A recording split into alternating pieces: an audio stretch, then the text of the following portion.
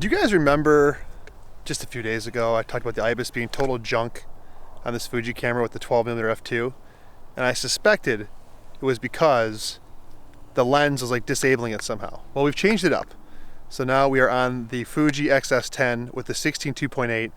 I'm going to put it in IBIS only mode and then IBIS plus digital OIS to see how it starts. So I'm going to start right now with regular IBIS, starting now. I'll come back.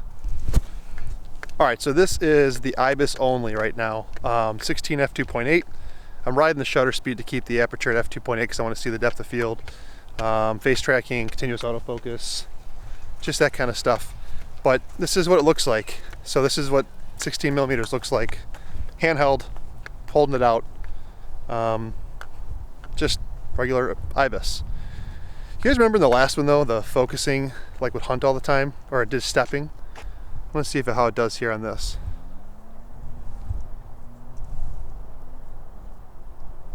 It looks like it's smoother on the Fuji lens. I'll have to watch this in post.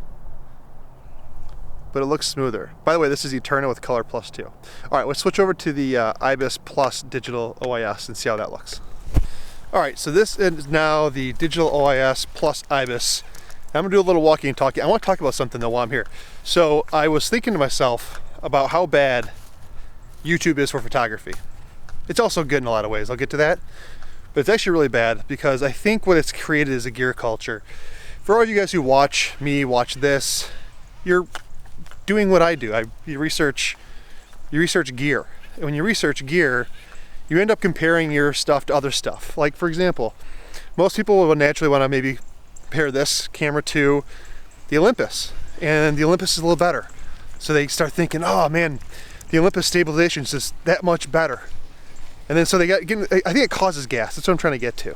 Is that I think it causes gas, and there's not a bad camera these days. Whether you're shooting Fuji, Olympus, Sony, Canon, Nikon, Pentax, whatever, they all do the job differently in different ways. And so I think what happens is most of us are sitting at home. We're not actually shooting as much as we should be or want to be or could be.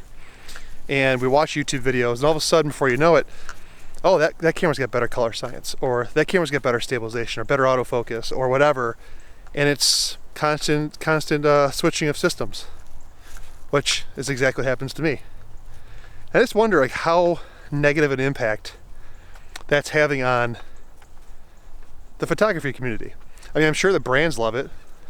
The marketing reasons, like they love it for sure. Or maybe you guys think it's the opposite. Maybe it's helped because it's got more people interested. It's brought kind of that lifestyle, or what it could be, to the masses. I know like secretly deep down inside I want to be Thomas Eaton. I'd like to go out and like do landscape or Gavin Hardcastle like those guys. I think that's cool. Maybe I'll start trying to do some of that stuff this summer, but I think in general YouTube is a cause for a lot of my gas. I watch videos a lot because I enjoy it. And then I look and I see some of the pictures people get, and I'm like, oh, if I had that camera. It has nothing to do with the camera. It's their editing, it's their composition, it's their light, it's their dedication to like going and get the shot, all that stuff. So just wanted to see what you guys thought on that. Anyways, yeah, X-S10 digital plus IBIS 16 f2.8. How does it look? Is it significantly better than what it was with that Rokinon? I've since shipped it back, by the way. It's gone. So this is what I'm trying to replace it with. This is really just a test for myself, and I'm bringing you guys along with me. Okay, have a great week. See ya.